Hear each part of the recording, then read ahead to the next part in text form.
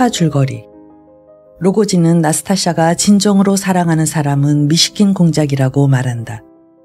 로고진과 모스크바에서처럼 많은 대화를 나누고 나온 미시킨 공작은 형용할 수 없는 불안에 휩싸여 쉴 새 없이 무엇인가를 찾아 허둥대며 발작이 일어나기 직전의 상태와 흡사한 병적인 심리 상태에 빠진다. 공작은 나스타샤가 상처뿐인 반미치광이 여자임을 생각하고 연민을 느낀다. 히스테릭한 상태로 호텔로 돌아온 미시킨 공작은 정문 입구 어두운 층계 구석에 숨은 두 눈의 정체가 칼을 든 로고진임을 발견하자마자 간질발작 증세로 계단 아래로 굴러 떨어진다.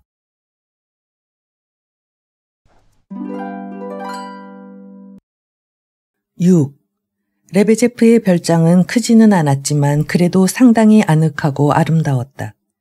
새를 놓기로 되어 있는 부분은 세심한 손질이 되어 있었다. 한 길에서 집 안으로 들어가는 어귀에 자리 잡은 널찍한 테라스에는 오렌지, 레몬, 말리 등의 관상목들이 푸르게 칠을 한 커다란 나무통에 심어져 보기 좋게 열지어 있었는데 레베제프의 속셈에 의하면 이것은 새들 사람을 낳기 위한 가장 좋은 미끼라는 것이었다. 이들 관상목 중 어떤 것은 별장과 함께 손에 넣은 것인데 그는 이 나무들이 테라스에 주는 효과에 매혹되었고 그것을 더욱 완전한 것으로 하기 위해 기회를 보아 경매장에서 비슷한 관상목 몇 그루를 더 사들였던 것이다. 새로 사들인 나무들이 별장에 운반되어 보기 좋게 배열되었을 때 레베제프는 그날 하루 동안에도 몇 번이나 테라스에서 뛰어내려 한 길로 나가곤 했다.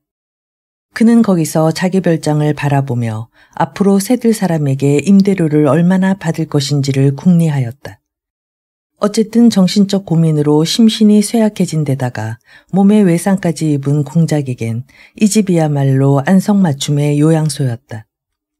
그러나 파블로프스크에 도착한 날, 즉 발작이 일어나서 사흘째 되는 날 공작은 비록 기분은 완전히 회복되지 못했으나 어쨌든 겉으로 보기엔 건강한 사람과 다름없었다. 그는 최근 3일간의 접촉을 가진 모든 사람을 반갑게 대했다. 거의 한시도 곁을 떠나지 않는 콜야도, 레베제프네 식구들도, 집주인인 레베제프까지도 그는 마음에 들었던 것이다. 심지어는 페체르부르크에 있을 때 문병을 와준 이볼긴 장군까지도 기꺼이 맞아들였다. 파블로브스크에 도착한 것은 저녁 무렵이었는데도 도착하기가 무섭게 꽤 많은 방문객들이 테라스에 모였다. 제일 먼저 온 사람은 가냐였는데 그 사이 얼마나 얼굴이 여이고 변했는지 공작은 얼른 그를 알아보지 못할 지경이었다. 가냐의 뒤를 이어 역시 파블로프스크에 휴양차 와 있는 바랴와 푸치스인이 찾아왔다. 이볼긴 장군도 나타났지만 그는 레베제프네 집에서 거의 살다시피 하는 형편이어서 함께 별장으로 옮겨왔다고 함이 옳을 지경이었다. 레베제프는 이볼긴 장군을 늘 자기 곁에 붙잡아두고 되도록이면 공작에게 접근하지 못하게 하려고 애를 썼다. 그들 두 사람은 서로 허물없는 친구처럼 대하고 있었으며 그로 미뤄보아 꽤 오래전부터 사귀어온 사이인 것 같았다. 공작은 지난 사흘 동안에 그들이 가끔 무엇인지 굉장히 고상한 문제를 가지고 몇 시간씩이나 토론을 계속한다는 걸 알아챘다. 그렇게 유식한 토론을 한다는 것이 레베제프에게는 적지 않은 만족을 주는 모양이었다. 뿐만 아니라 장군은 그에게 있어 없어서는 안 될 존재가 아닌가 하는 생각까지 들 정도였다. 그러나 별장으로 옮겨온 그날부터 레베제프는 공작에게 쏟는 것과 똑같은 주의와 경계를 자기 가족에게까지 기울이는 것이었다. 공작에게 방해가 된다는 구실 아래 그는 아무도 공작과 접촉을 못하게 했다. 딸들이 갓난애를 맡아 기르고 있는 맏딸 베라까지 포함해서 조금이라도 공작의 방 앞 테라스 쪽으로 가려는 기색만 보여도 당장 잡아먹기라도 할 듯이 발을 구르며 야단을 치는 것이었다. 공작이 제발 그러지 말아달라고 부탁했지만 아예 들은 채도 하지 않았다. 공작이 이유를 물으면 첫째, 저것들을 마음대로 드나들게 했다가는 존경이라는 걸 전혀 모르게 됩니다. 그리고 둘째로는 도대체가 분수에 어긋나는 일이기 때문이죠. 라고 답변하는 것이었다. 그럴 필요가 어디 있어요. 공작은 그를 나무랐다. 물론 당신이 그렇게 나를 위해 주는 건 고마운 일이지만 그것은 오히려 나를 괴롭히는 일이오. 혼자 앉아 있기가 죽기보다 싫다고 내가 벌써 몇 번이나 당신한테 말하지 않았소. 당신이야말로 발꿈치를 들고 걸어 다니는가 하면 내 앞에서 공연히 손을 휘휘 내저어 사람의 기분을 상하게 하지 않느냔 말이오. 공작이 이렇게 핀잔을 준 데는 그럴 만한 이유가 있었다. 레베제프는 공작에게 안정이 필요하다는 핑계를 대면서 집안 식구들을 쫓아버리지만 자기만은 지난 사흘 동안 공작의 방을 뻔질나게 드나드는 것이었다. 그럴 때마다 그는 우선 방문을 빠끔히 열고 얼굴만을 들이밀고는 공작이 그대로 가만히 앉아있나 혹시 어디로 도망치지는 않았는가를 살피려는 듯이 방 안을 한 바퀴 휘 둘러본 다음 발꿈치를 들고 살금살금 의자로 다가오곤 하기 때문에 이따금 공작은 자지러지게 놀랄 때가 있었다. 그러고는 무엇이든 필요한 것이 없느냐고 몇 번씩이나 귀찮게 물어대는 것이었다. 공작은 참다 못해 제발 좀 조용히 있게 해달라고 쏘아붙이면 그제야 아무 말 않고 돌아서서 또다시 발꿈치를 들고 방문 쪽으로 걸어가면서 연방 손을 내젓는 것이었다. 그 태도는 이제 한마디도 하지 않겠습니다. 자, 이렇게 밖으로 나가지 않습니까? 다시는 오지 않을 테니 안심하십시오. 라는 뜻을 나타내려 하는 것 같았다.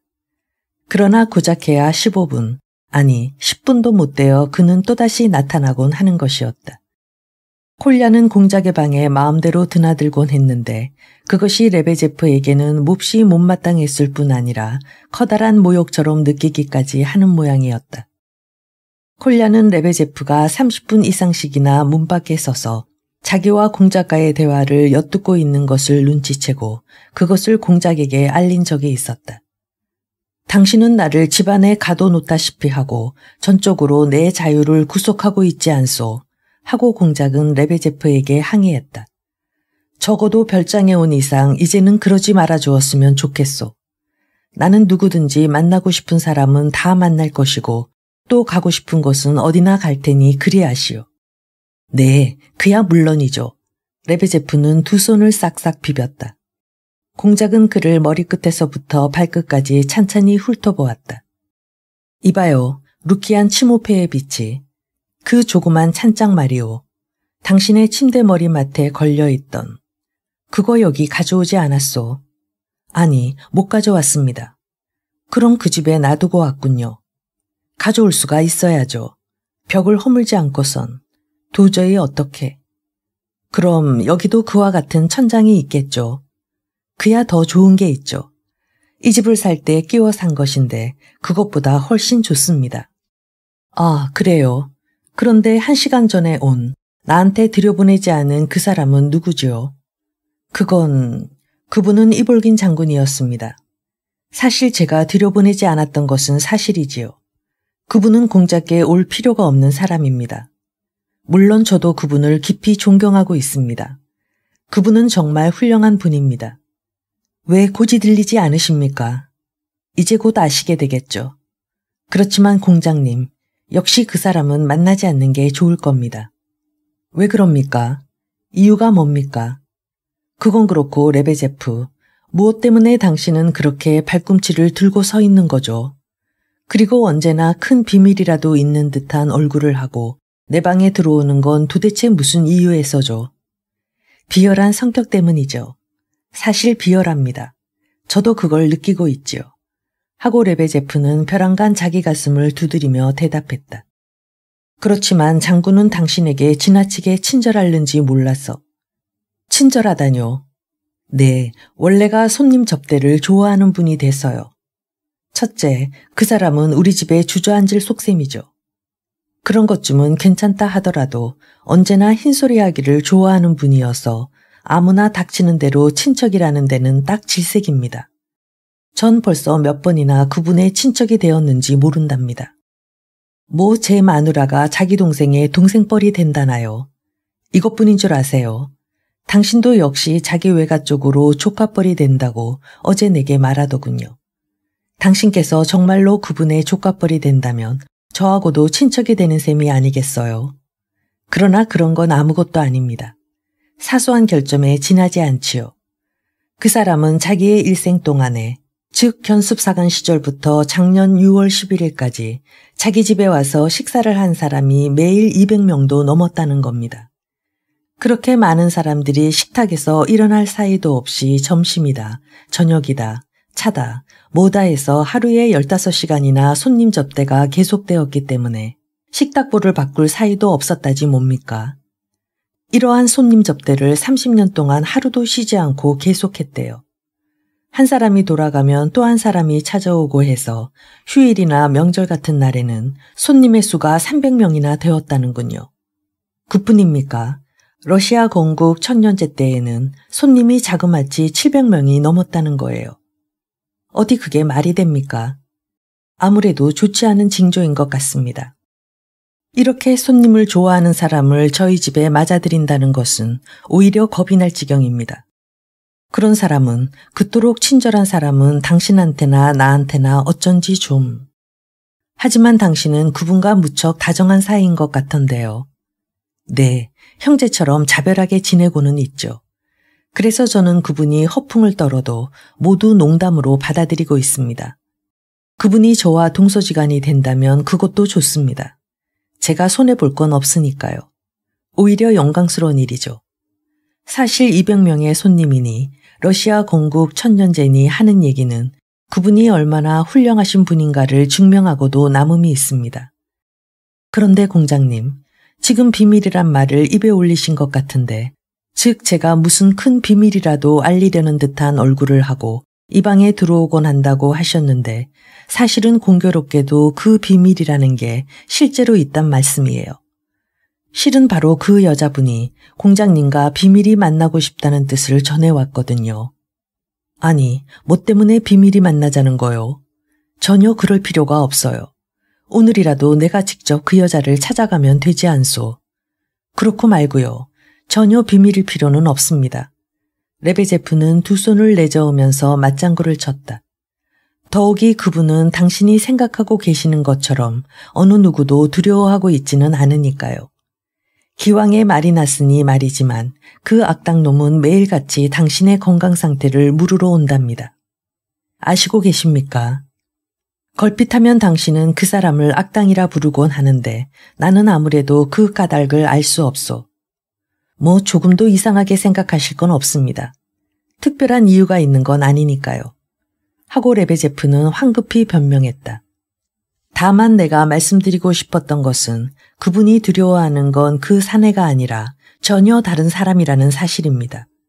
그건 또 무슨 소리요? 어서 얘기해 보시오. 레베제프가 의미심장하게 거드름을 피우는 것을 보고 공작은 초조한 어조로 추궁했다. 바로 그것이 비밀이란 말씀입니다. 하고 레베제프는 피식 웃었다. 비밀이라니 누구의 비밀이란 말이오? 당신의 비밀이죠, 공장님. 당신이 직접 나한테 당신 앞에서 그런 말을 하면 안 된다고. 레베제프는 중얼거렸다. 그러고는 상대방을 거의 병적이라 할 만큼 초조한 상태로 몰아넣은 것에 만족해서 불쑥 이렇게 말을 맺었다. 그분이 두려워하고 있는 사람은 아글라야 이바노브나랍니다.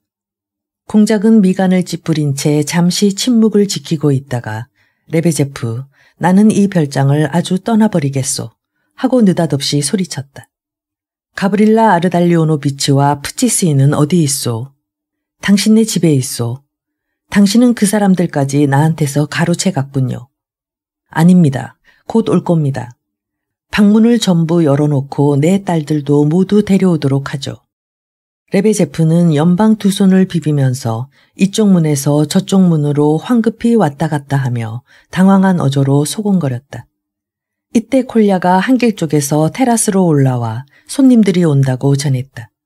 리자베타와 그 딸들이었다. 그럼 푸치스인 부처와 가브릴라 아르달리오노비치를 이리로 들여보낼까요? 들여보내지 말까요? 그리고 장군님은? 레베제프는 콜야가 전하는 말을 듣고 깜짝 놀라 이렇게 물었다.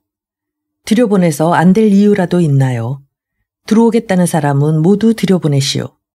무엇 때문인지 레베제프 당신은 처음부터 내가 남들과 교제하는 것을 꺼리고 있는 모양인데 그건 터무니없는 생각이요. 나는 사람들을 피해서 숨어 있어야 할 필요가 조금도 없는 몸이니까. 공작은 껄껄 웃었다. 이것을 본 레베제프는 이제는 자기도 따라 웃어야 할 의무가 있다고 생각했다. 레베제프는 가슴이 두근거렸음에도 불구하고 겉으로는 지극히 만족한 표정을 지어 보였다. 콜야의 전달은 정말이었다. 그는 공작에게 미리 알려주려고 예판친댁 사람들보다 한 걸음 앞서 온 것이었다. 손님들은 갑자기 양쪽에서 나타났다. 테라스 쪽에서는 예판친댁 사람들이, 옆에 방에서는 푸치스인 부처와 가냐, 그리고 이볼긴 장군이 들어온 것이다. 예판친댁 사람들은 공작이 병에 걸려서 파블로프스크에 와 있다는 소식을 콜야로부터 방금 전해 들었던 것이다. 이 소식을 듣기 전까지만 해도 장군 부인은 무거운 의혹 속에 있었다. 사흘 전에 예판친 장군은 자기 식구들에게 공작의 명함을 보내주었었다. 그래서 그녀는 이 명함을 보고 공작이 자기들을 만나러 곧 파블로프스크로 찾아올 것이라고 굳게 믿고 있었다. 그러나 딸들은 반년 동안이나 편지 한 장 없던 사람이 이제 와서 갑자기 나타날 리 없다. 게다가 그 사람은 페테르부르크에서 볼 일이 많을는지도 모른다. 그 사람이 무슨 일로 왔는지 어떻게 알겠느냐고 타이르다시피 말했지만 부인은 들은 채도 안 했다. 그녀는 딸들의 이러한 말에 벌어 화까지 내며 공작은 늦어도 내일 중으로 반드시 찾아올 테니 두고 봐라. 내기를 해도 좋다고 하면서 끝까지 우겨댔던 것이다. 이튿날 리자베타 프로코피예브나는 식사도 하지 않고 점심때까지 기다려보았으나 허탕을 쳤다. 그러자 이번에는 다시 저녁때까지 기다려보기로 했다. 그러다가 그냥 날이 저물어버리자 그녀는 공연히 화를 내며 집안 식구들과 말다툼까지 했다. 물론 말다툼을 할 때는 공작에 관해서 한마디도 입 밖에 내지 않았다.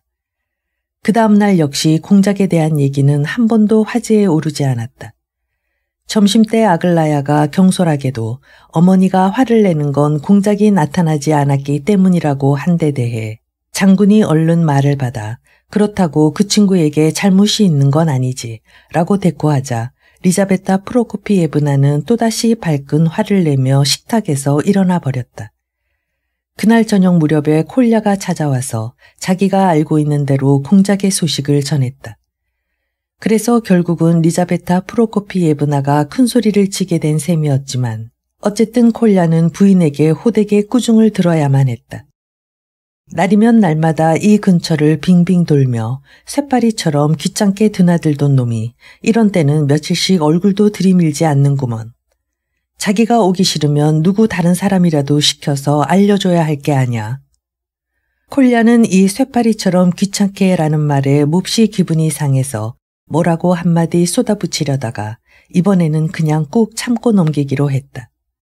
사실 그처럼 모욕적인 한마디만 아니었으면 전혀 기분이 상하지 않았으리라 생각될 만큼 공작의 건강이 좋지 않다는 소식에 안절부절 못하고 걱정하는 리자베타 프로코피예브나의 심정이 콜야는 말할 수 없이 고마웠던 것이다. 부인은 곧 페테르부르크로 사람을 보내서 내일 아침 첫 차로 의학계 1류급 대가를 모셔와야겠다고 처음엔 고집했으나 결국엔 딸들이 말리는 바람에 단념하고 말았다. 얼마 후 부인이 문병을 가야겠다고 채비를 하고 나서자 딸들도 함께 따라 나서지 않을 수 없었다. 글쎄 그 사람이 지금 임종의 자리에 누워있다는구나. 리자베타 프로코피예브나는 허둥거리며 말했다. 이런 판국에 너희들은 격식이니 체면이니 하는 것만 따질 셈이냐. 그 사람은 우리 집 사람들과 친구지간이야. 내 말이 틀려. 여울목을 건너기 전에 강에 들어가지 말라는 말이 있잖아요. 하고 아글라야가 한마디 했다. 그럼 넌 그만두려무나. 하긴 가지 않는 게 좋을지도 몰라. 예브게니 파블로비치가 곧 오실 텐데 다 가버리면 아무도 그를 맞이할 사람이 없으니까. 이렇게 나오는 데는 아글라야도 어쩔 수 없이 따라 나설 수밖에 없었다. 실은 그렇지 않아도 함께 가려고 마음먹고 있었던 참이었다. 마침 이 자리에 와 있던 에스 공작도 아젤라이다의 청을 받아들여 부인들과 동행하기로 했다. 그는 꽤 오래전부터, 즉 예판친 장군대 가족들과 교제를 시작했을 때부터 공작의 얘기를 듣고 항상 만나보고 싶다고 생각했었다. 더욱이 그는 공작과는 잘 아는 사이였다. 얼마 전 어느 작은 도시에서 2주일가량 묵은 적이 있었는데 거기서 서로 사귈 기회를 가졌다는 것이었다. 그것은 불과 3달 전의 일이었다. 공작은 여러 가지로 공작에 얘기를 했고 또 공작에게 동정적인 태도를 취하고 있었기 때문에 이 기회에 그를 방문할 수 있게 된 것을 진심으로 기뻐했다. 예판친 장군은 이날 부재 중이었고 예브게니 파블로비치는 아직 도착하지 않았다. 예판친 댁 별장에서 레베제프네 별장까지는 약 300보가량밖에 되지 않았다. 리자베타 프로코피예브나는 공작한테 많은 손님이 와 있는 것을 보고 우선 불쾌했다. 더욱이 그 손님들 중에는 부인이 원수처럼 미워하는 얼굴도 두세 끼어 있었던 것이다. 둘째로 부인을 놀라게 한 것은 자기들을 맞으러 나온 공작의 건강하게 보이는 웃는 얼굴과 유행에 따른 멋진 옷차림이었다. 자기가 예측했던 임종의 자리에 누워있는 환자의 모습은 어디서도 찾아볼 수 없지 않은가. 그녀는 너무나 뜻밖이어서 주춤하고 걸음을 멈추기까지 했다. 콜야는 그것이 더없이 재미있었다. 그는 부인이 별장을 나설 때 죽어가는 사람은 아무도 없으며 따라서 임종의 자리니 뭐니 하는 말은 당치도 않다고 분명히 밝혔어야 했음에도 불구하고 일부러 그런 말은 입 밖에도 내지 않았던 것이다. 그것은 부인이 자기 친구인 공작의 모습을 보면 필시 화를 낼 것이다. 그리고 그 우스꽝스러운 꼴은 정말 볼만할 것이다 라고 예상했기 때문이었다. 콜야와 부인은 일종의 우정으로 묶여진 사이인데도 곧잘 신랄하기 짝이 없는 말투로 상대방의 약점을 찌르곤 하는 것이었다.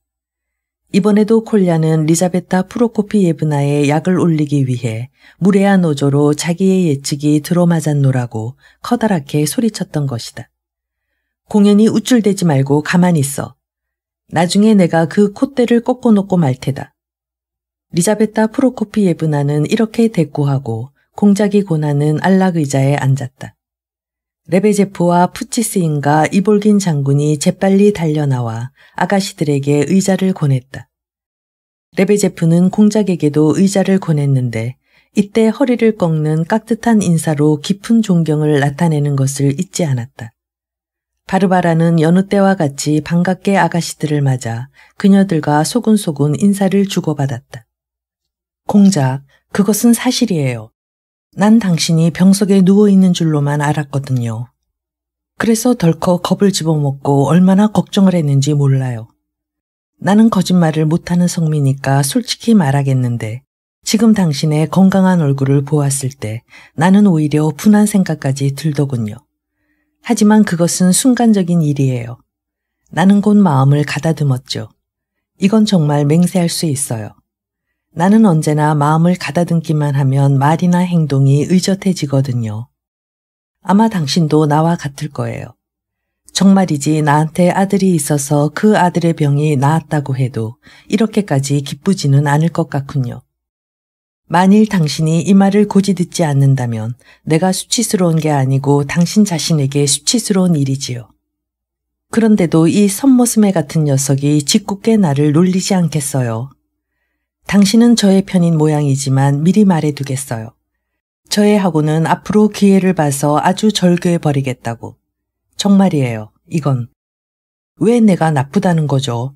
콜야는 소리쳤다. 공장님은 거의 건강을 회복하셨다고 내가 몇 번이나 말했는데도 당신은 공장님이 임종의 자리에 있다고 상상하는 편이 훨씬 재미있기 때문에 내 말을 믿으려 하지 않았지 뭐예요. 여기에 오래 머물러 있을 예정인가요? 리자베타 프로코피예브나가 공작에게 물었다. 여름 동안만. 아니, 어쩌면 더 오래 있게 될는지도 모릅니다. 아직 혼자신가요? 네, 아직 안 했습니다. 공작은 부인의 말이 독설치고는 너무나 순진하다는 생각을 하며 빙그레 웃었다. 그토록 빙글거릴 건 없잖아요. 물어서는 안 될 말을 물은 것도 아닌데. 다름 아니라 우리 별장의 바깥에도 그냥 비어 있으니 그리로 오시는 게 어떠냐고 묻고 싶었던 거예요. 그러나 오시고 안 오시는 건 물론 당신의 자유죠. 이 집은 저분의 별장인가요? 하고 부인은 레베제프를 턱으로 가리키며 나직한 소리로 물었다. 그런데 어째서 저 사람은 저렇게 쩔쩔매고 있죠? 이때 안채 쪽에서 테라스로 여느 때처럼 아기를 안은 베라가 나왔다. 레베제프는 몸둘 곳을 몰라 쩔쩔매면서도 이 자리를 떠나기는 싫다는 듯 의자 사이를 서성거리고 있다가 갑자기 베라가 나타난 것을 보자 그쪽으로 달려가서 썩 꺼지지 못하겠느냐는 듯이 두 손을 마구 휘두르고 그것도 모자라 발까지 구르는 것이었다.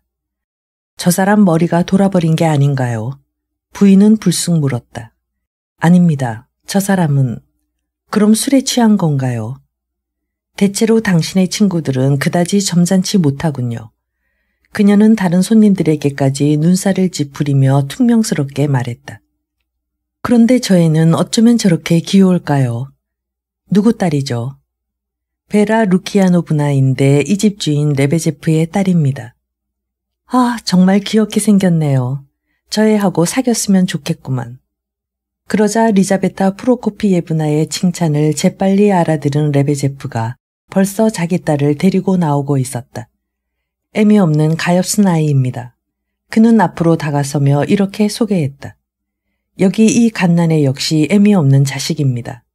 이 애의 동생이죠. 죽은 제처 엘레나와의 정당한 법률상 혼인에 의해서 생긴 딸입니다. 제처는 한 달 반 전에 산후가 좋지 않아서 하느님의 부름을 받아 세상을 떠났지요. 그래서 이 애가 애미 대신에 언니라고는 해도 아직 어린애에 지나지 않습니다만. 그런데 미안하지만 당신은 흡사 바보 같군요. 아니, 그만둡시다. 그 점은 당신 자신이 더 잘 알고 있을 테니까. 리자베타 프로코피예브나는 매우 못마땅하다는 듯이 말끝을 흐려버렸다. 지당한 말씀이십니다. 레베제프는 공손히 허리를 굽혔다. 당신은 계시록풀이를 하신다면서요, 레베제프 씨. 하고 아글라야가 물었다. 그렇습니다. 벌써 15년 동안이나. 나도 당신 얘기를 들은 적이 있어요. 언젠가 신문에도 당신 기사가 났던 것 같은데. 아니, 그건 다른 사람 얘기입니다. 그 사람은 이미 세상을 떠났지요. 그래서 지금은 내가 그 사람을 대신하고 있는 셈입니다. 레베제프는 기뻐서 어쩔 줄을 모르며 이렇게 말했다. 그렇다면 2, 3일 내로 기회를 보아 내게도 풀이를 해주세요. 이웃에 사는 정의로 말이에요. 나는 계시록에 쓰여있는 말을 하나도 이해하지 못하겠더군요. 아글라야 이바노브나, 실례지만 미리 말씀드려 두겠는데요. 이 사람의 풀이라는 건 그야말로 순 엉터리입니다. 하고 이볼긴 장군이 갑자기 끼어들었다. 그는 어떻게 해서든지 바로 곁에 앉아있는 아글라야 이바노브나와 말을 해보려고 안절부절 못하면서 열심히 기회를 엿보고 있던 참이었다. 물론 별장지에선 별장지로서의 흥미가 있는 법입니다. 따라서 이런 엉터리에게 계시록 풀이를 들으려고 그를 불러들인다는 것은 흔히 있을 수 있는 착상이긴 합니다. 하긴 그 기발한 점으로 본다면 멋진 생각이라 할 수도 있습니다. 그러나 내 생각으로는 당신은 지금 의아스러운 눈으로 나를 보고 있는 것 같군요. 나는 이볼긴 장군입니다. 인사드릴 수 있는 기회를 얻어 영광으로 생각하는 바입니다. 아글라야 이바노브나, 나는 옛날에 당신을 안아준 일이 있습니다. 이렇게 만나뵐 수 있게 된 걸 기쁘게 생각합니다. 바르바라 아르달리오브나와 니나 알렉산드로브나와는 구면입니다만 터져나오려는 웃음을 간신히 참으며 아글라야 이바노브나는 빠른 소리로 이렇게 말했다. 리자베타 프로코피예브나는 성을 발끝냈다. 뭔가 오랫동안 쌓이고 쌓였던 것이 일시에 분출구를 찾은 것만 같았다. 옛날에는 한때 이볼긴 장군과도 교분이 있던 사이였지만 그렇더라도 그녀는 장군의 그 말을 듣고 도저히 참을 수가 없었던 것이다. 또 그런 거짓말을 하는군요. 당신이 저 애를 안아준 일이라곤 단 한 번도 없어요. 그녀가 톡 쏘아붙였다. 어머니, 이분은 정말 나를 안아주셨던 적이 있어요. 트베리에서 살 때예요. 아마 어머니가 잊으셨는가 보군요. 아글라야 이바노브나는 얼른 장군 편을 들었다. 우리가 트베리에 살 때 나는 6살이었거든요. 지금도 기억하고 있어요. 장군님이 활과 화살을 만들어주고 쏘는 법도 가르쳐 주신 일을. 그래서 내가 비둘기를 한 마리 쏘아 떨어뜨렸죠. 생각나세요, 장군님. 내가 당신과 함께 비둘기를 쏘았던 일 말이에요. 나는 그때 종이로 만든 투구와 나무로 만든 칼을 받은 기억이 있어요. 하고 아젤라이다가 소리쳤다. 나도 그건 기억하고 있어. 하고 이번엔 알렉산드라가 확인했다. 너희들이 화살을 맞고 떨어진 비둘기 때문에 싸우고는 벌을 썼었는데 그때 아마 아젤라이다는 투구를 쓰고 목검을 찬 채로 서 있었을 거야. 이볼긴 장군이 아글라야를 안아준 일이 있었다고 말한 것은 단지 얘기를 시작하기 위한 허두에 지나지 않았다. 그는 젊은 사람들과 사귈 필요가 있다고 생각했을 때는 언제나 이런 수법을 쓰는 버릇이 있었다. 그런데 공교롭게도 그는 그것이 실제로 있었던 일이라는 것을 까맣게 잊고 있었다. 그러나 지금 아글라야가 자기와 함께 비둘기를 쏘았다는 말을 하자 그의 기억은 일시에 되살아났다. 그리고 노인들이 어쩌다 아주 오래된 일을 상기할 때 흔히 볼 수 있는 일이지만 그도 이러한 모든 일들을 세세한 부분에 이르기까지 상기한 것이다. 언제나 술에 취한 듯 흐리멍덩한 기운이 가시지 않은 불행한 장군에게 이 추억의 어느 부분이 작용했는지 쉽사리 말할 수 없지만 어쨌든 장군이 갑자기 전에 없이 감동한 것만은 사실이었다. 생각나고 말고 하고 그는 외쳤다. 나는 그때 2등 대위였죠. 당신은 아직도 조그맣고 귀여운 아가씨였죠. 나의 아내 니나 알렉산드로브나도 가냐도 그리고 나도 당신네 집에 무상 출입하던 시절이었으니까. 예판친 이반 페도로비치 장군으로 말하면 그보다도 우선 지금 당신의 신세가 어찌 되었는지 그것부터 말해보세요. 하고 부인이 재빨리 그의 말을 가로챘다. 옛날을 회상하며 그토록 감격하는 것을 보니 아직도 그때의 그 고상한 감정을 술값으로 죄다 털어버리지는 않은 모양이군요. 그렇지만 자기 부인에게 말 못할 고생을 시킨 죄는 어떻게 할 셈이죠.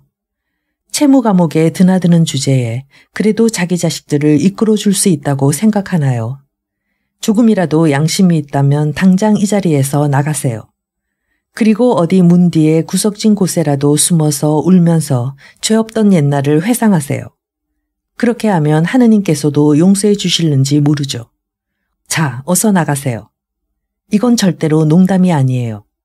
지난 날을 회상하면서 뉘우치는 것보다 더 좋은 속죄의 방법은 없으니까요. 그러나 농담이 아니라고 새삼스레 강조할 필요는 없었다. 언제나 술기운이 가시지 않은 사람들이 의례 그렇듯이 장군도 유난히 감수성이 강한 편이었고 또 극도로 타락한 모든 술꾼이 다 그렇듯 행복했던 과거의 추억을 태연하게 견뎌낼 수 없었다. 그가 순순히 자리에서 일어나 방문 쪽으로 걸어가는 것을 보자 리자베타 프로코피예브나는 갑자기 측은한 생각이 들었다. 잠깐만, 아르달리온 알렉산드로비치. 하고 부인은 그의 등 뒤를 향해 소리쳤다. 우리는 하느님 앞에 모두가 다 죄인이에요. 그러니 당신이 충분히 양심의 가책을 받았다고 생각될 때는 서슴지 말고 나를 찾아오세요. 함께 앉아서 옛날 얘기라도 합시다. 이렇게 말하는 나도 따지고 보면 당신보다 몇 배나 더 죄 많은 인간일는지 모르잖아요. 아니, 지금은 그냥 나가세요. 당신은 여기에 앉아 있을 필요가 없으니까. 그럼 안녕. 리자베타 프로코피예브나는 장군이 되돌아오려는 것을 보고 깜짝 놀라 이렇게 덧붙였다. 자넨 지금 따라가지 않는 게 좋을 거야. 공작은 아버지의 뒤를 따라 밖으로 나가려는 콜야를 붙잡았다. 지금 가면 또 화가 나서 모처럼의 뉘우침도 잡치고 말 테니까. 옳은 말이야, 콜야. 그냥 내버려뒀다가 반시간쯤 지난 다음에 가보렴. 하고 리자베타 프로코피예브나는 제멋대로 결정을 내려버렸다.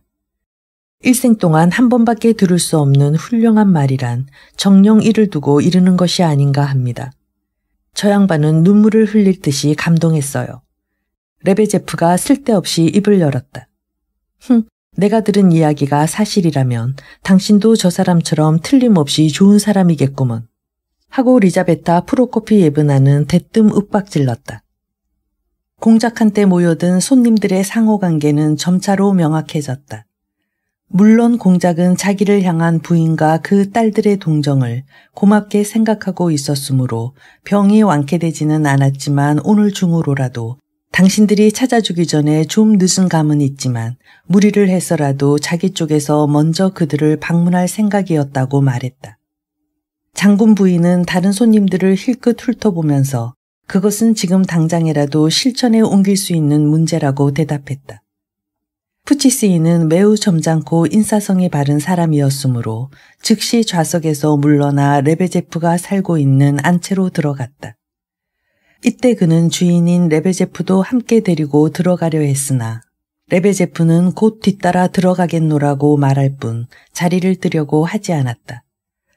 바르바라는 예판친의 딸들과 한참 이야기를 하고 있는 중이었기 때문에 그냥 그 자리에 남아 있었다. 그녀도 가냐도 아버지인 이볼긴 장군이 없어진 것을 천만다행으로 여기는 눈치였다. 그렇지만 얼마 후에는 가냐도 푸치스인을 따라서 좌석을 떠났다.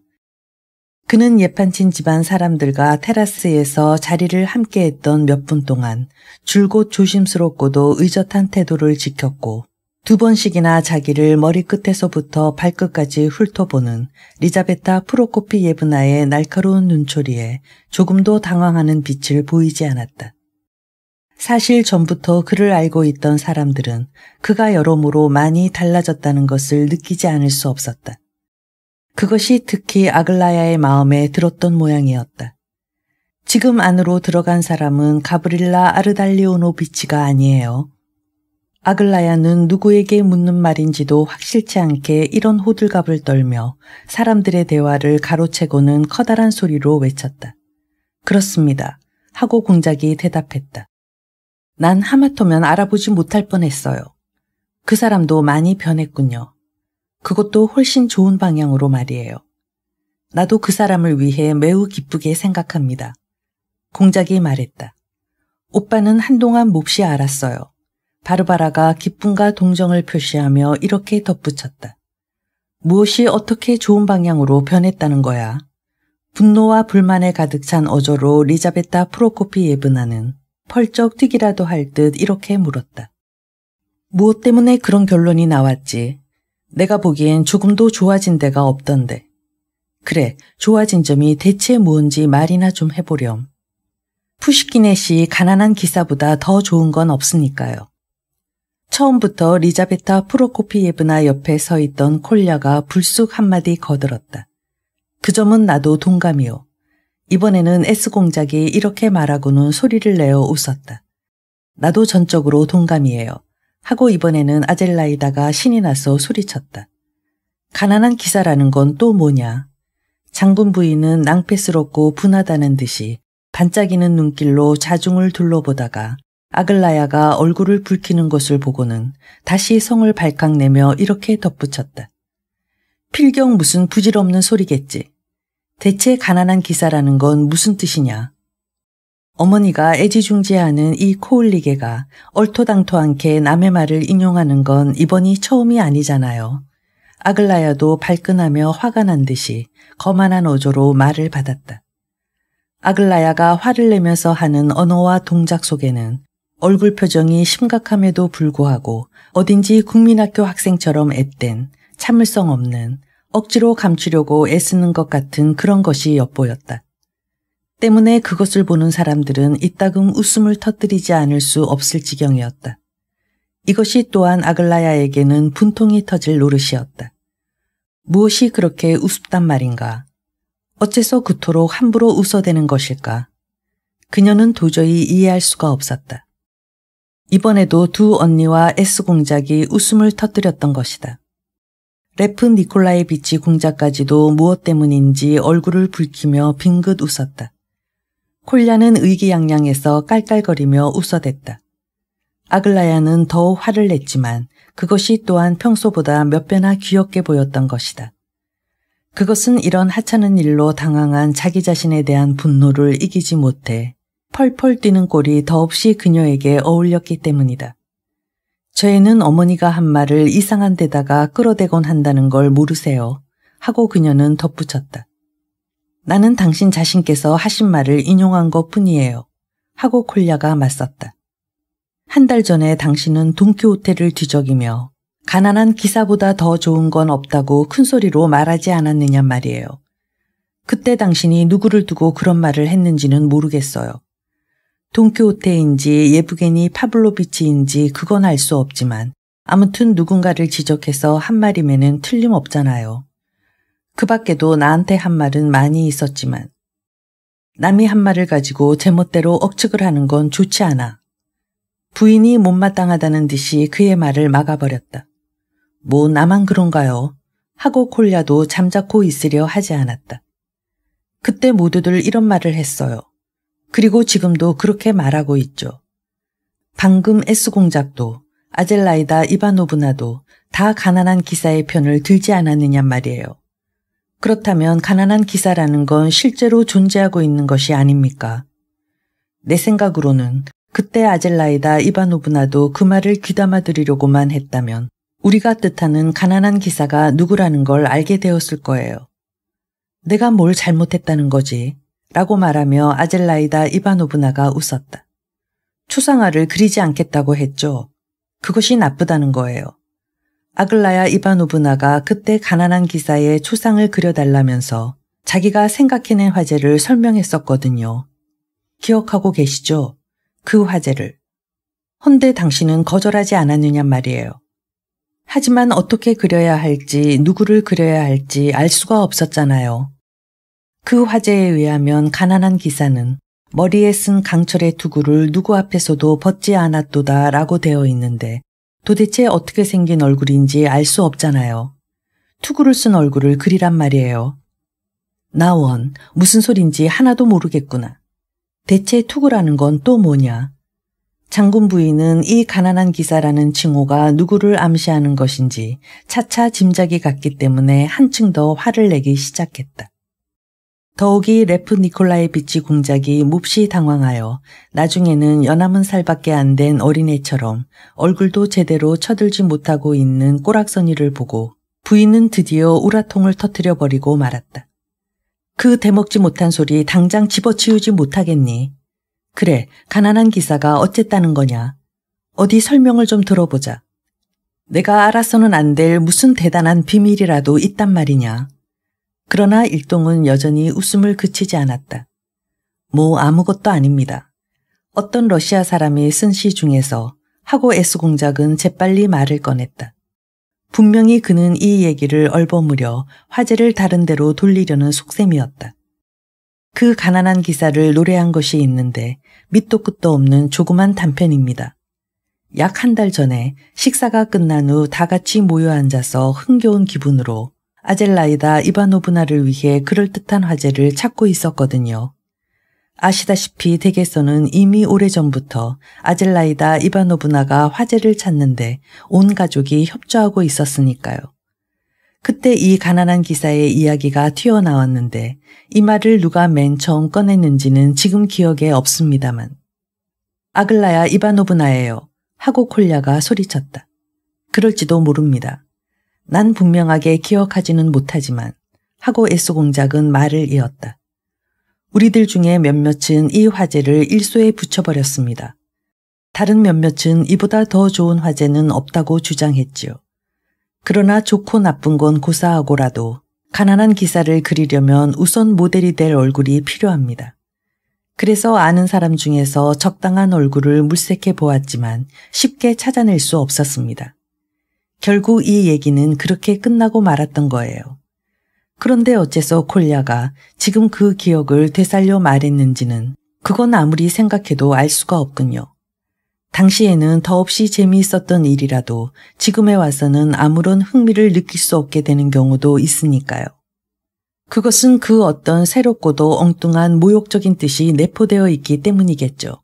하고 리자베타 프로코피예브나가 말을 받았다. 아니에요. 깊은 존경 이외에는 아무런 모욕적인 뜻도 없어요.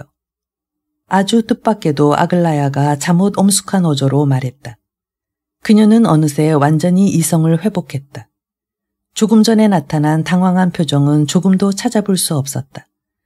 뿐만 아니라 몇 가지 점으로 미루어 보아 지금 그녀는 이 농담이 점점 깊은 곳으로 빠져들어가는 것을 은근히 기뻐하고 있는 눈치였다.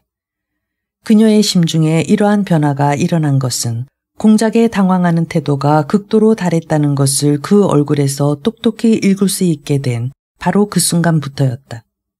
금방 숨이 넘어갈 듯이 깔깔거리고 웃어대기만 하더니 이번에는 또 무슨 변덕이 들어 느닷없이 깊은 존경이니 뭐니 하고 떠들어대는 거니. 저 애들은 정말 미쳐버린 거나 아닌지 몰라. 어째서 존경의 뜻밖엔 없다는 거냐. 어서 대답해봐. 무엇 때문에 깊은 존경이니 뭐니 하는 말이 갑자기 튀어나왔느냐 말이다. 깊은 존경의 뜻밖에 없다고 한 것은 첫째로 아글라야는 어머니의 노여움이 섞인 물음에 대해 어디까지나 의젓한 어조로 응수했다.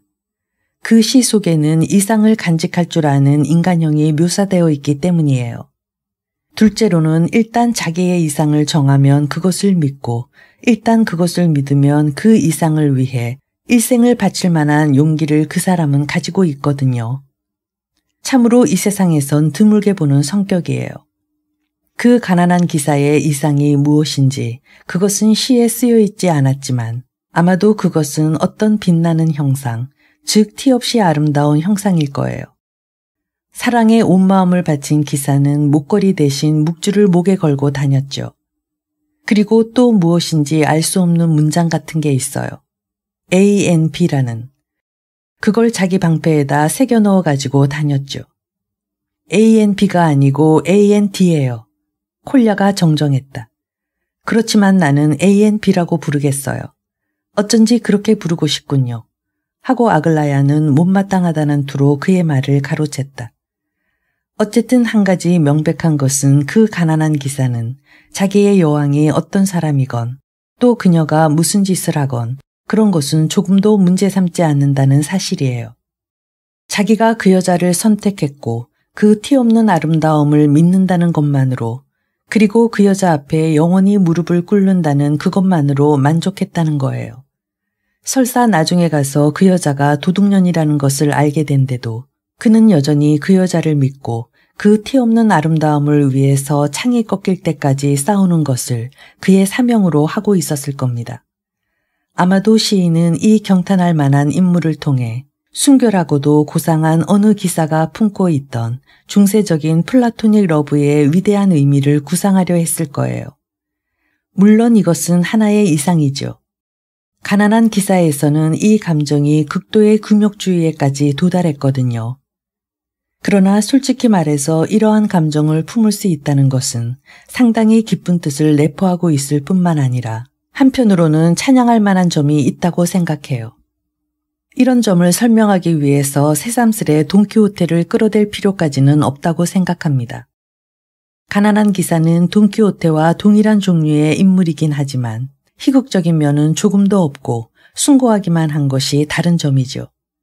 나는 처음에 그 뜻을 이해하지 못하고 웃기만 했으나 지금은 이 가난한 기사를 사랑하고 있어요.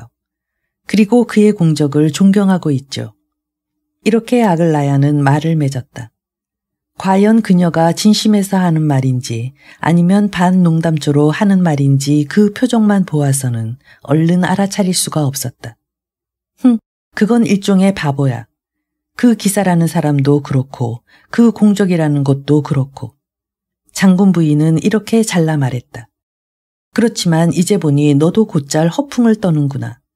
무슨 강연이라도 하든 말이야. 그러나 내 생각으론 너한테는 어울리지 않는 것 같아. 어쨌든 좋지 않다. 그래, 그 시라는 건 도대체 어떤 거냐. 틀림없이 그걸 외워가지고 있을 테니 한번 내 앞에서 낭독해보렴. 어떻게 대먹은 시인지 꼭 듣고 싶다. 나는 한평생 시라면 질색이었는데 지금 생각해보니 그렇게만 생각할 것도 아니구나. 공장님, 미안하지만 참고 들어주세요. 당신과 나는 아무래도 함께 참아야 할 입장에 놓인 것 같군요. 하며 그녀는 레프 니콜라예비치 공작에게로 얼굴을 돌렸다. 그녀는 몹시 화가 나 있었다. 레프 니콜라예비치 공작은 무엇인가를 말하려 했으나 아까부터 계속되는 심적 동요 때문에 한마디도 입 밖에 낼 수가 없었다. 그러나 자기의 강연에서 상당히 대담한 의견을 표시한 아글라야만은 태어날 뿐 아니라 일이 이렇게 벌어진 것을 오히려 기뻐하는 기색조차 엿보였다. 그녀는 여전히 새침한 표정을 띤 채 벌떡 일어나더니 미리부터 준비되어 있었으며 누가 청하기만을 기다리고 있었다는 듯이 공작의 정면으로 다가섰다. 좌중은 놀란 눈으로 그녀를 바라보았다. 그리고 거의 모든 사람이 공작도, 두 언니도, 부인도 저기 불쾌한 기분으로 미리 준비된 듯 싶은 그녀의 새로운 장난을 지켜보고 있었다. 아무리 관대하게 보아준데도 그녀의 행동은 약간 지나친 것 같았기 때문이다. 그러나 아글라야는 자, 이제부터 시 낭독이 있겠습니다. 라는 투로 행동했다. 자기의 과장된 자세가 마음에 흡족했던 모양이다. 리자베타 프로코피예브나는 당장 자기 딸을 제자리로 불러들이려는 기색이었으나 그것을 행동으로 옮기지는 못하고 말았다. 아글라야가 시 낭독을 시작하기 위해 입을 여는 바로 그 순간 새로운 손님 두 사람이 높은 소리로 말을 주고받으면서 한길 쪽으로부터 테라스 위로 올라왔다. 이반 페트로비치 예판친 장군이 어떤 청년 하나를 데리고 공작을 찾아온 것이다. 자중에는 잠시 약간의 동요가 일어났다. 7. 장군과 함께 온 청년은 키가 훤칠하게 크고 잘생긴 얼굴에 재치가 있어 보이는 27, 8세쯤 되어 보이는 사람이었는데 크고 검은 두 눈의 표정엔 기지와 냉소가 가득 차 있었다. 아글라야는 그쪽을 쳐다볼 생각도 하지 않고 여전히 과장된 표정으로 공작만을 바라보며 공작 한 사람만을 상대로 시 낭독을 하기 시작했다. 이 모든 것이 그 어떤 속셈에서 기인하는 행동이라는 것을 그제야 공작은 분명히 알 수 있었다. 그러나 새로운 손님들은 어느 정도 공작을 어색한 위치에서 구출해 주었다. 그는 그들을 보자 얼른 자리에서 일어나 은근하게 고개를 숙여 보이고 낭독을 방해하지 말라고 눈짓을 했다. 그러고서 자기는 안락의자 뒤로 돌아가서 왼손을 등받이에 얹은 채 계속해서 낭독에 귀를 기울였다. 그것은 의자에 앉아 있는 것보다 훨씬 편했으며 또한 어색하게 보이지도 않았다. 리자베타 프로코피예브나는 거의 명령적인 투로 두 번이나 새로운 손님들에게 손을 흔들어 가만히 서 있으라는 신용을 했다. 그러는 동안 공작은 장군과 함께 나타난 낯선 손님에게 비상한 관심을 가지며 바라보고 있었다. 그리고 그 사람이 틀림없이 예브게니 파블로비치 라돔스키일 것이라고 생각했다. 그는 이 사람에 대하여 여러 가지로 들은 바가 있어 혼자서 상상해 본 일이 한두 번이 아니었다. 다만 그 손님이 문간복을 입고 있는 것이 그에게는 이상하게 여겨졌다. 그것은 예브게니 파블로비치가 무관이란 말을 들었기 때문이다. 시가 낭독되는 동안 새로운 손님의 입가엔 끊임없이 냉소 어린 미소가 감돌고 있었다. 그 표정은 자기도 가난한 기사의 얘기는 언젠가 들은 적이 있어 이미 알고 있다는 표정 같았다. 어쩌면 저 사람 자신이 이런 것을 생각해냈는지도 모른다. 하고 공작은 혼자서 생각했다. 그러나 아글라야는 전혀 달랐다. 처음 테라스 한가운데로 걸어 나왔을 때의 그 과장된 태도는 차차 사라졌고 이제는 시온 속에 몰두해서 산매경에 빠진 듯한 성실함을 나타내고 있었다. 그녀는 한마디 한마디에 힘을 주며 진지한 어조로 낭독해 내려갔기 때문에 나중엔 좌중이 숙연해졌을 뿐만 아니라 그 발라드가 지닌 지극히 고귀한 정신이 유감없이 전달되었다. 이것으로 인해 그녀가 처음에 그 부자연스럽고 과장된 태도로 사람들에게 주었던 불쾌한 감정은 어느 정도 지워진 것 같았다.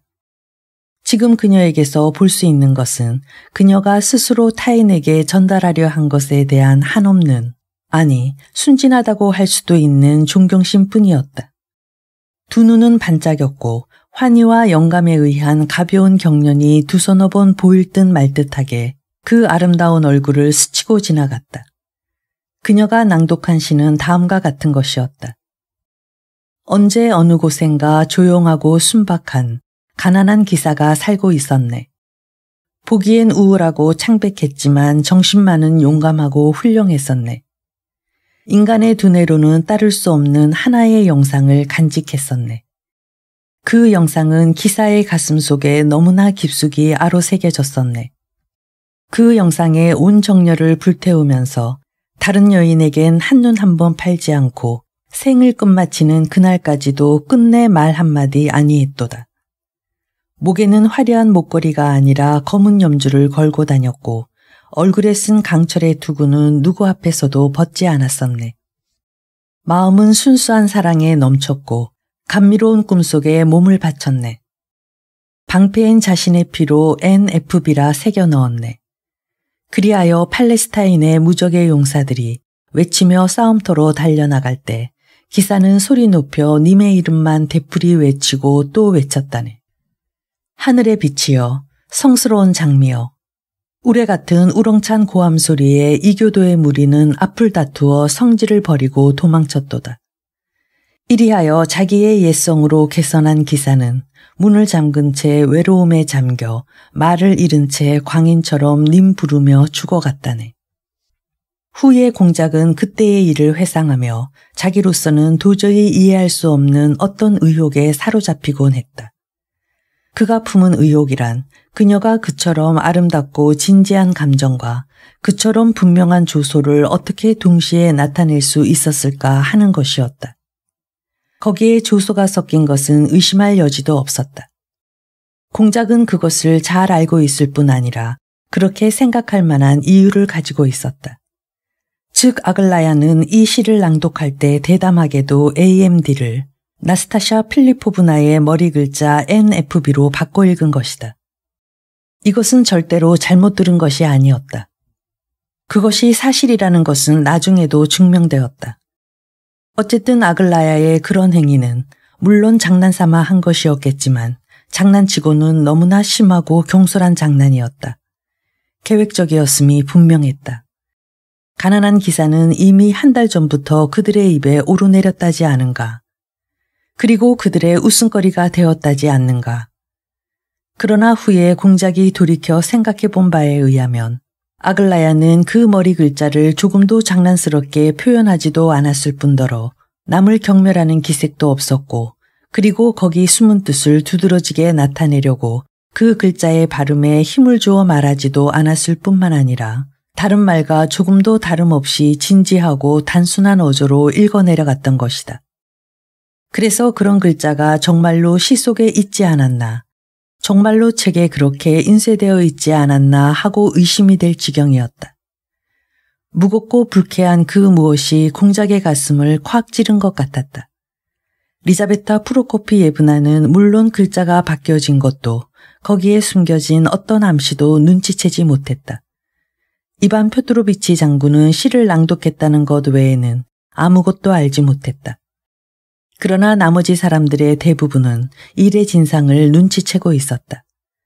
그들은 아글라야의 그토록 대담한 행동과 암시에 깜짝 놀랐으나 모두들 입을 다물고 그런 내색을 나타내지 않으려고 애썼다. 다만 예브게니 파블로비치만은 모든 것을 눈치챘을 뿐 아니라 자기가 눈치챘다는 것을 겉으로 드러내 보이려고 애쓰는 것 같았다. 그의 입가에 감돌던 매우 조소적인 미소만 보아도 충분히 알 수 있다고 공작은 생각했다. 거참 멋진 시로구나. 낭독이 끝나기가 무섭게 장군 부인은 진심으로 감탄했다는 듯이 이렇게 외쳤다. 누구의 시지? 푸시킨의 시예요. 어머니, 남들이 흉보겠어요. 우릴 창피 주지 마세요. 정말 부끄러워요. 하고 아젤라이다가 큰 소리로 말했다. 저 애들과 함께 있으면 나는 아주 바보가 되어버린다니까. 리자베타 프로코피예브나는 입맛을 다시며 이렇게 내까렸다. 수치고 말고. 집에 돌아가는 길로 푸시킨의 시집을 나한테 좀 보여주려무나. 하지만 우리 집엔 푸시킨의 시집이 한 권도 없을 거려. 언젠가 그 전에 다 떨어진 책이 2억 원 굴러다니는 것을 본 것 같아요. 하고 알렉산드라가 그 말을 도왔다. 그럼 당장 표도르나 알렉세이를 다음 차편으로 시내에 보내야겠구나. 알렉세이가 낫겠다. 아글라야, 이리 온. 자, 나에게 키스를 해주렴.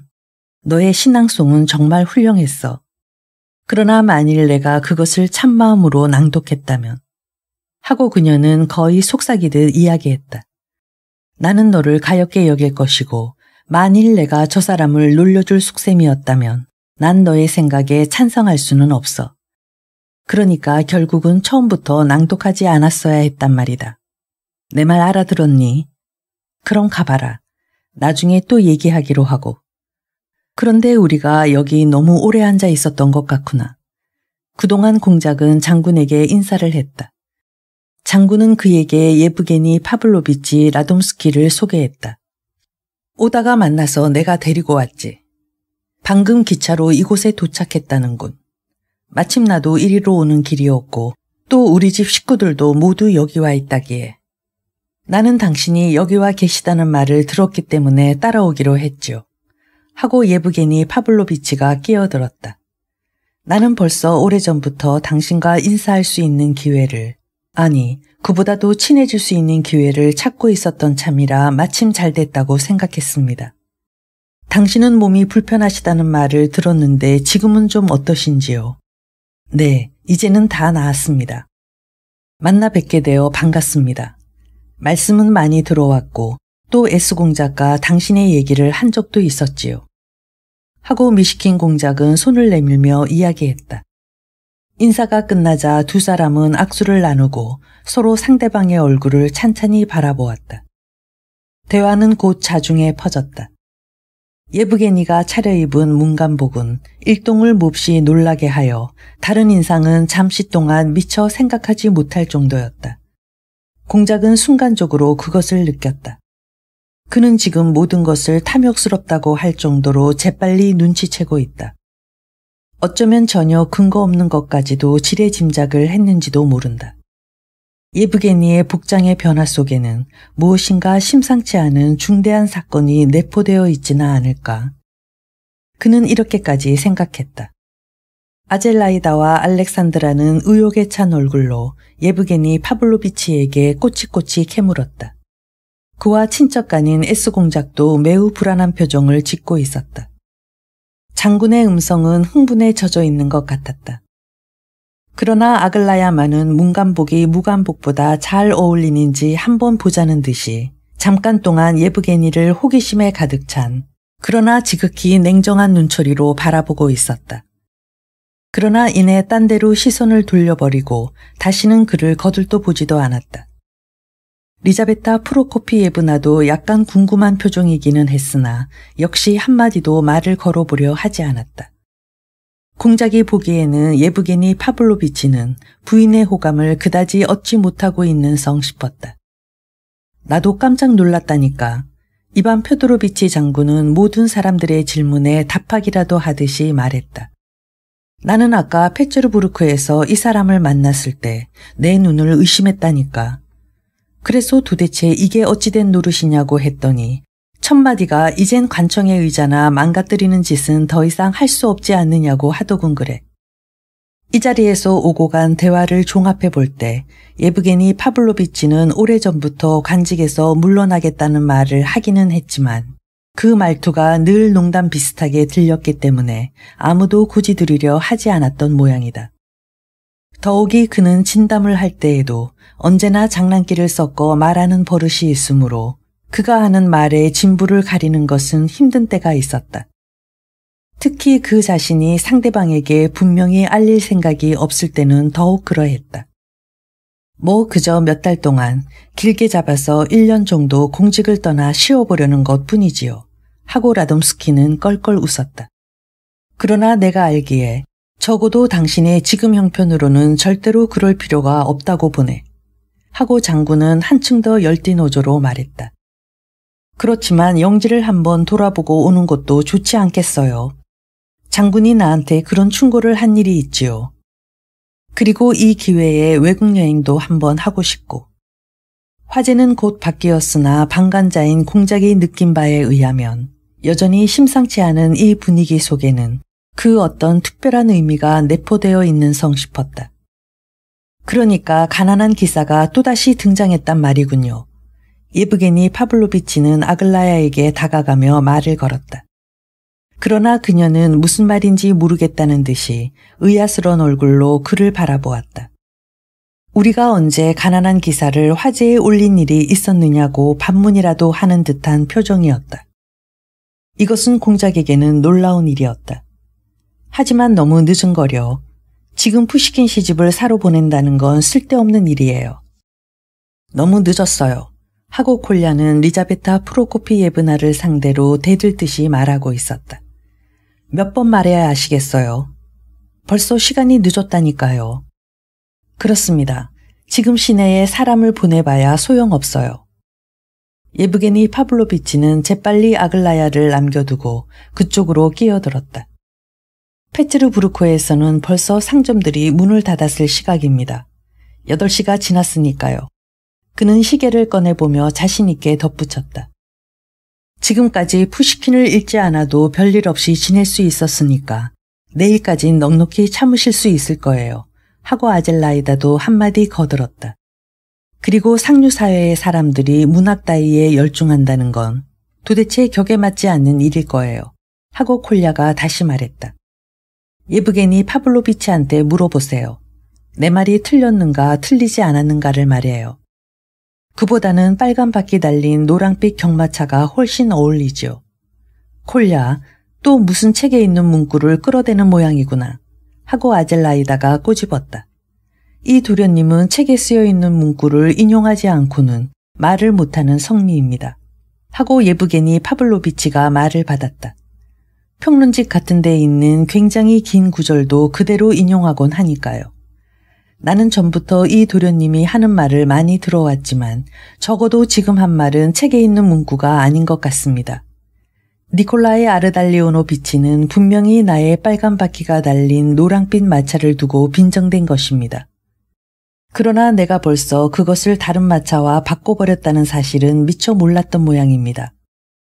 공작은 라돔스키의 말에 귀를 기울이면서 그가 시종 태어나고도 밝은 얼굴을 하고 있다는 것을 깨달았다.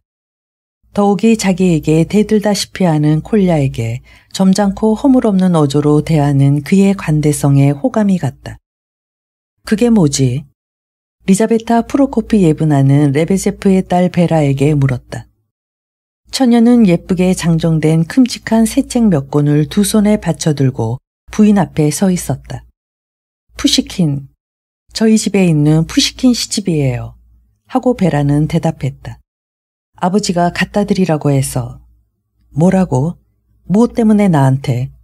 하고 리자베타 프로코피예브나는 펄쩍 뛰었다. 거저 드리려는 건 아닙니다. 어떻게 감히 그런 신뢰를 범하겠습니까? 딸의 어깨 너머로 레베제프가 얼굴을 내밀었다. 물론 책값을 받기로 하고 드리는 겁니다. 이것은 저희들의 가정에 빛이 됐던 안텐코프반 푸시킨 시집인데 지금 당장에는 어디에 가서도 구하기 힘든 책입니다. 그저 적당히 값을 치러주신다면 기꺼이 드리겠습니다. 이것으로 부인의 고상한 문학적 감정의 갈증을 풀어드릴 수만 있다면 저로서는 더 없는 영광입니다. 오, 나한테 팔겠단 말이군요. 그렇다면 고마워요. 절대로 손해보지 않게 해드릴 테니까. 그렇지만 제발 내 앞에선 그렇게 괴상한 몸짓을 하지 말아 주었으면 좋겠어요. 당신이 굉장히 유식하단 말은 나도 들은 적이 있어요. 언제든지 한번 나와 얘기해 봅시다. 그리고 이 책은 당신이 우리 집에까지 갖다 줄 수 있겠죠. 그러면요. 갖다 드리고 말고요. 딸의 손에서 책을 빼앗아든 레베제프는 잠옷 흡족한 표정을 지었다. 좋아요. 그리고 한 권이라도 빠뜨리면 안 되니까 조심해서 가져오도록 해요. 그렇다고 공연히 그처럼 굽실거릴 필요는 없고. 그리고 한 가지 미리 얘기해 두겠는데 하고 부인은 그를 빤히 쳐다보며 덧붙였다. 우리 집에 오더라도 문턱 안에 발을 들여놓을 생각은 마세요. 오늘은 당신을 집안에 맞아들이고 싶지 않으니까. 하지만 당신 딸 베라는 지금이라도 곧 보내줘요. 난 그 애가 아주 마음에 들었어. 아버지, 왜 저 사람들이 왔단 말을 하시지 않죠? 하고 참다 못한 베라는 이렇게 말했다. 가만 놔두면 자기네들끼리 직접 이리로 들어올 거예요. 저것 보세요. 떠들썩한 소리가 들려오잖아요. 공장님. 어느새 모자를 손에 들고 있는 공작에게 그녀는 이렇게 말했다. 저기 어떤 사람들이 4~5명가량 당신을 찾아와서 기다리며 마구 욕짓거리를 늘어놓고 있어요. 아버지는 그 사람들을 이리 들여보내면 안 된다고 하시지만. 어떤 손님들이죠? 하고 공작이 물었다. 용건이 있어 왔다고 하는데요. 지금 만나주시지 않으면 길목에 기다리고 있다가라도 당신을 만나고 갈 거래요. 그러니까 공장님, 일단 그 사람들을 만나보신 다음 적당히 쫓아버리도록 하는 편이 좋겠어요. 저기서 지금 가브릴라 아르달리오노비치와 푸치스인 씨가 좋게 타이르고 있긴 하지만 소용없을 것 같아요. 파블리시체프의 아들이랍니다. 파블리시체프의 아들. 그런 놈은 상대하실 필요가 없습니다. 상대하실 필요가 없어요. 하며 레베제프는 두 손을 내저었다. 그런 놈의 말은 들을 필요도 없어요. 공장님, 그까진 놈들한테 신경을 쓰신다는 건 그야말로 위신에 관한 문제입니다. 그냥 내버려 두세요. 파블리시체프의 아들이라고요. 맙소사. 공작은 몹시 낭패한 듯 소리쳤다. 알겠어요. 하지만 나는 그 사건을 가브릴라 아르달리오노비치에게 일임했었는데 조금 전에도 가브릴라 아르달리오노비치가 나에게 말하기를 그러나 그때 가브릴라 아르달리오노비치는 이미 테라스에 나와 있었다. 푸치스인도 뒤따라 나왔다. 집안에서는 마치 다른 사람들의 말을 억눌러 버리려는 듯 이볼긴 장군의 커다란 목소리가 왁자지껄한 소음과 함께 들려왔다. 콜야는 얼른 집안으로 달려갔다. 일이 점점 재미있게 되는군. 하고 예브게니 파블로비치가 노골적으로 빈정댔다. 그러고 보니 저 사람도 일의 내용을 알고 있는 모양이구나. 공작은 생각했다. 파블리시체프의 아들이 여기 있을 리가 없지 않소. 이반 페트로비치 장군은 호기심에 찬 눈으로 일동의 얼굴을 둘러보고는 이 새로운 사건을 모르고 있는 사람은 자기뿐이라는 것을 깨닫자 아주 궁금해하는 표정을 지으며 이렇게 물었다. 사실 테라스에 모여있는 사람들은 야릇한 기대와 흥분을 느끼며 일이 어떻게 될 것인가를 지켜보고 있었다. 공작은 순전히 자기 한 개인에 관한 문제가 그처럼 그들의 흥미를 끄는 것을 보고 대단히 놀랐다. 당신이 이 자리에서 자신의 힘으로 이 문제를 아주 결말지어 버릴 수 있으면 참 좋을 것 같아요. 아글라야는 자무 심각한 표정으로 공작에게 다가서며 이렇게 말했다. 그리고 우리는 여기서 이렇게 당신의 증인이 되게 해주세요. 공장님, 저 사람들은 지금 당신의 얼굴에 흑칠을 하려는 거예요. 그러니까 당신은 정정당당히 자기에게 결점이 없음을 증명해야 해요. 아시겠죠? 나는 당신이 우리의 기대에 어긋나지 않게 행동해 주시리라 믿고 있어요. 나 역시 그 지긋지긋한 청구 사건을 빨리 결말지을 수 있다면 속이 시원하겠어요. 하고 장군 부인도 언성을 높였다.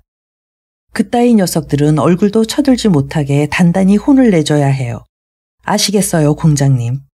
조금도 사정을 둘 필요가 없어요. 이 사건에 대한 말은 하도 많이 들어서 나는 당신 때문에 얼마나 애를 태웠는지 모른답니다. 어쨌든 어떤 녀석들인지 한번 보는 것도 재미있는 일일 테니까 이리들 나오라고 하세요. 우린 가만히 앉아서 구경이나 하지요. 정말 아글라야는 좋은 생각을 해냈군요. 공작, 이 사건에 대해 들으신 일이 있나요?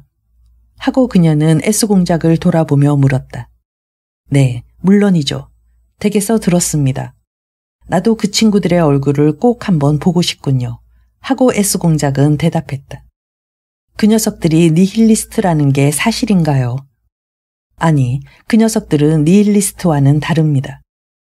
극도로 흥분한 레베제프가 몸을 후들거리며 앞으로 한 걸음 나섰다.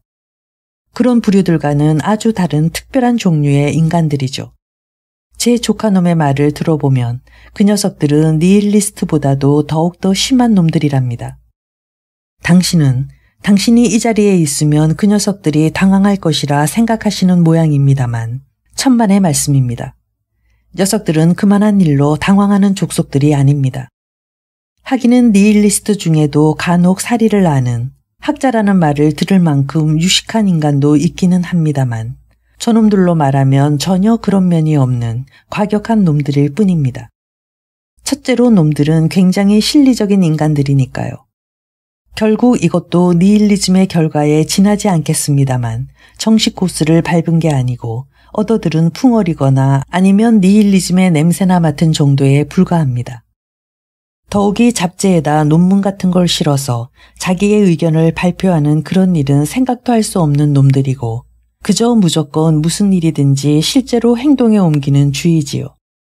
예를 들면 푸시킨은 무의미하기 짝이 없다느니 러시아는 몇 개로 분할되어야 한다느니 아주 터무니없는 소리들을 한단 말입니다.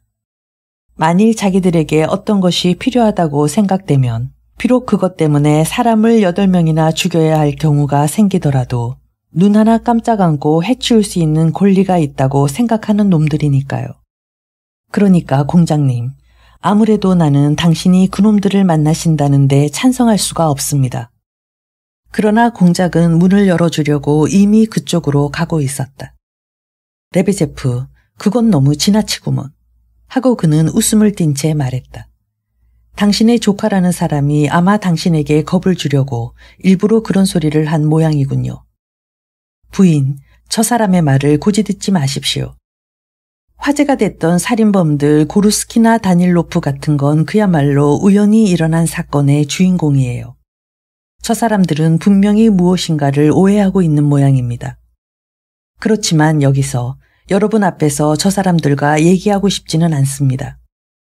리자베타 프로코피예브나, 죄송하지만 저 사람들이 오면 잠깐 얼굴만 보여드리고 나서 저쪽으로 데리고 가겠습니다. 자, 어서들 오시오. 그러나 그보다는 오히려 다른 종류의 생각이 그때 공작을 괴롭히고 있었다. 혹시 누군가가 자기의 실패를 예견하고 손님이 많은 바로 이때 이 사건이 벌어지도록 미리 계획적으로 꾸민 것이 아닐까 하는 생각이 문득 그의 머릿속에 떠올랐던 것이다. 그러나 동시에 그는 자신의 괴상하리만큼 짓궂고 소심한 성격을 자탄하며 서글픈 심정이 되는 것이었다.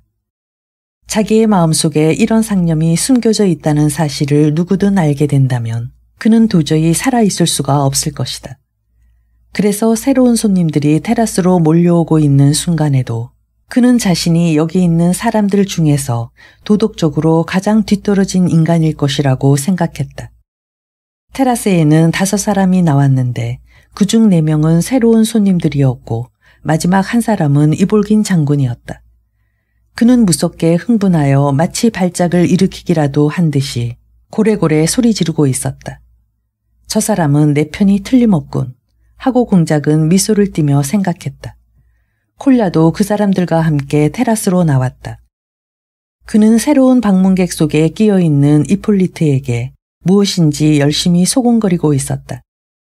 이폴리트는 그 말에 싱글벙글 웃으며 귀를 기울이고 있었다. 공작은 손님들에게 의자를 권했다. 그들은 한결같이 새파란 청년들로서 이런 애송이들을 위해서 이처럼 예의를 차려 맞아들인 게 오히려 이상할 정도였다. 이 새로운 사실에 대하여 아무것도 알지 못하는 이반 표트로비치 예판친 장군은 이러한 애송이들을 보고 갑자기 툴툴거리기 시작했다. 만일 부인이 공작에게 그처럼 열성적인 태도가 아니었더라면 아마도 그는 한바탕 호통을 쳤을 것이다. 그는 반은 호기심에서 반은 호인다운 성격 때문에 그 자리에 그냥 눌러 있었다. 어쨌든 자신이 이 자리에서 권위자로서 어떤 도움을 줄 수 있으리라 믿었던 모양이다. 그러나 뒤따라 들어온 이볼긴 장군이 고개를 끄덕여 아는 채 했을 때 그는 또다시 불쾌감을 참지 못해 얼굴을 찡그리며 이제는 무슨 일이 일어나더라도 절대로 입을 열지 않으리라고 마음먹었다. 4사람의 젊은 방문객 중에는 단 한 사람, 30안팎의 사내가 끼어 있었는데 그는 전에 로고젠 일파에 가담하고 있었던 중위로서 희망자가 있을 때면 15루블의 콘투코치 노릇을 하던 사내였다. 그가 청년들을 따라온 것은 다만 성실한 친구로서 동료들의 용기를 북돋워주며 필요에 따라서는 그들을 비호해 주려는 목적인 모양이었다. 나머지 3명 중에서 두목격인 사내가 파블리시체프의 아들이었다. 그러나 그 자신의 입으로는 안치프 브로도프스키라고 자기 자신을 소개했다. 그는 옷차림이 남루했으며 얼핏 보기에도 지저분한 느낌을 주는 청년이었다. 팔꿈치에 때기름이 번들거리는 프로코트를 입고 매니 단추까지 모조리 채운 조끼, 어디로 갔는지 찾아보기도 힘든 와이셔츠, 형편없이 더러워진 검은 비단 머플러를 감고 있었다. 손은 언제 씻었는지 알 수도 없을 지경이었고 얼굴에는 여드름이 더덕더덕 붙어 있었으며 머리털은 아마처럼 희끄무레했다. 게다가 그 눈은 표현이 적당할는지 모르지만 순진하고도 뻔뻔스러운 표정을 띠고 있었다. 나이는 22세나 되었을까. 몸은 여의었지만 키는 보통이었다. 그의 얼굴에는 털끝만한 냉소나 자기 반성도 나타나 있지 않았다. 오히려 그와는 반대로 자기의 당연한 권리에 대한 도치감과 또 한편으로는 항상 자기를 학대받는 사람으로 자처하고 싶은 이상스러운 욕망에 사로잡혀 있는 듯한 표정을 하고 있었다. 그는 무턱대고 흥분하여 말을 더듬거렸다. 그 때문에 한마디 한마디를 끝까지 분명하게 발음하지 못하는 것이 아닌가 생각될 지경이었다. 말을 하는 것을 보면 말더듬이나 외국인 같았지만 실은 순수한 러시아인이었다. 그를 따라온 친구들은 맨 먼저 독자에게 이미 소개된 바 있는 레베제프의 조카이고 그 다음은 이폴리트였다. 이폴리트는 17, 8세밖에 안 된 아주 앳된 청년으로 영리하게 보이기는 했지만 신경질적인 얼굴에 병색이 완연했다. 몸은 마른 명태처럼 빼빼하고 살갗은 누렇게 떠 있었으며 두 눈은 이상한 광채를 발하고 양쪽 볼에는 빨간 반점이 나타나 있었다. 그는 끊임없이 기침을 했고 한마디 말을 할 때마다 아니 호흡을 할 때마다 가래 끓는 소리가 섞여 나왔다. 첫눈에 보아도 결핵말기라는 것을 알 수 있었다. 그의 수명은 길게 잡아도 2, 3주일밖에 남지 않은 것 같이 보였다. 그는 몹시 피곤한 듯 누구보다도 먼저 의자에 몸을 던졌다. 다른 친구들은 테라스에 들어오자 약간 기가 죽은 듯 허둥거리면서도 겉으로는 점잔을 빼고 주위를 한번 둘러보는 것이었다. 그러한 그들의 얼굴에는 어쩌다 자기의 위신을 추락시키지나 않을까 몹시 겁내는 듯한 기색이 역력했다. 대체로 쓸데없는 번거로운 사교장의 격식이나 편견, 거기에다 자기의 이익 이외에는 이 세상의 모든 것을 부정한다는 그들에 대한 일반적인 평판과는 아무래도 어울리지 않는 것이었다. 안치프 브로도프스키입니다. 성급히 말을 더듬거리며 파블리시체프의 아들이란 자가 제일 먼저 자기 소개를 했다. 블라지미르 독토렌코입니다. 레베제프의 조카는 자기가 독토렌코라는 것이 자랑스러운 듯 큰 소리로 똑똑히 외쳤다. 켈레르요 하고 태역 중이가 빠른 소리로 말했다. 이폴리트 체렌치예프 하고 마지막으로 찢어지는 듯이 날카로운 음성이 울려 나왔다. 이렇게 그들은 일렬로 나란히 자리를 잡고 공작과 마주 앉으며 자기소개를 끝내고는 스스로 용기를 북돋으려는 듯이 이 손에서 저 손으로 모자를 옮겨쥐며 얼굴을 잔뜩 찡그리고 무슨 결판이라도 낼 듯한 태도였다. 그러나 그들은 웬일인지 모두들 입을 봉한 채 야, 거짓말은 하지마. 이 이상 너한테 넘어갈 줄 아느냐 하는 듯이 도전적인 얼굴을 하고 무엇인가를 기다리고 있었다. 누구든지 한 사람이라도 입을 열기만 하면 그들은 일시에 앞을 다투어 자기의 주장을 내세우며 소리소리 지르고 나올 그런 표정들을 하고 있었다.